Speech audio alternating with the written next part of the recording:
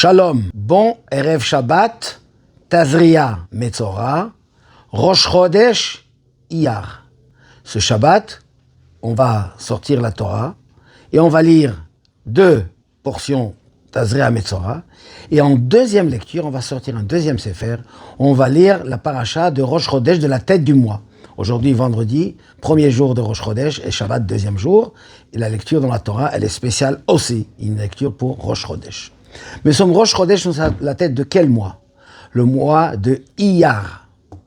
Et le mois de Iyar est très spécial, très particulier parmi tous les mois de l'année. Qu'est-ce qui a la particularité? Nous sommes dans une période où nous comptons le Homer. Depuis le deuxième jour de Pessah jusqu'à la fête de Shavuot, on compte 49 jours. Et chaque jour, on récite une bénédiction. Hayom, aujourd'hui nous sommes tel et tel jour, autant de jours, et chaque jour du mois entier, qui est le seul mois. Car pendant le mois de Nissan, c'est les derniers 15 jours, le Iyar, Sivan, c'est les 5 premiers jours, mais Iyar, c'est du début à la fin.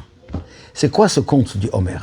Alors premièrement, c'est une mitzvah de la Torah, qu'il fallait apporter une offrande d'orge le lendemain du premier jour de Pessah, d'un jour au départ, et à partir de là, on compte 49 jours jusqu'à la fête de Shavuot. C'est la mitzvah de la Torah, et chaque jour, on récite la bénédiction de la Sfirat HaOmer. Dans le sens spirituel de cette mitzvah, c'est l'élévation de l'âme animale, puisque l'orge représente la nourriture de base principale des animaux. Et comme nous avons en nous une âme divine et l'âme animale, il faut que l'âme animale, elle aussi, soit élevée. Et par le conte du Homer, on élève, on transforme, et selon la Kabbalah, on répare des éléments des sphères célestes que nous n'avons pas fait comme il fallait. On se demande la question, comment nous, en récitant cette bénédiction, on change, on doit changer nous, on doit être meilleur, on doit changer tous nos sentiments, nos émotions, nos facultés émotionnelles, etc. Comment? Bien, on raconte une petite anecdote qu'un jour le rabbi de Lubavitch a vu quelqu'un et il lui a demandé, écoute, c'est très bien que tu t'engages dans l'étude de la Torah, dans la Chassidut, dans l'accomplissement des mitzvot. Et cet homme lui répond, Rabbi, mais je ne comprends pas grand-chose. Et je ne vois pas comment, en étudiant, en priant, en faisant des actes que ça change, ça fait un effet quelconque. Comment est-ce possible? Tant que je ne comprends pas, je ne peux pas. Le Rabbi lui a dit, quand tu prends le train et tu voyages, est-ce que tu comprends comment ça fonctionne? Tu connais le mécanisme, tu es ingénieur, tu connais... On a une idée générale, on sait que ça roule, ça avance. Mais comment ça fonctionne, tous les détails, tu ne sais pas. Et pourtant, ça t'amène à ta destination. Autrement dit, le fait que tu ne comprends pas aussi bien ne change en rien que ça avance, ça progresse. Et c'est le principe de la Torah des mitzvot.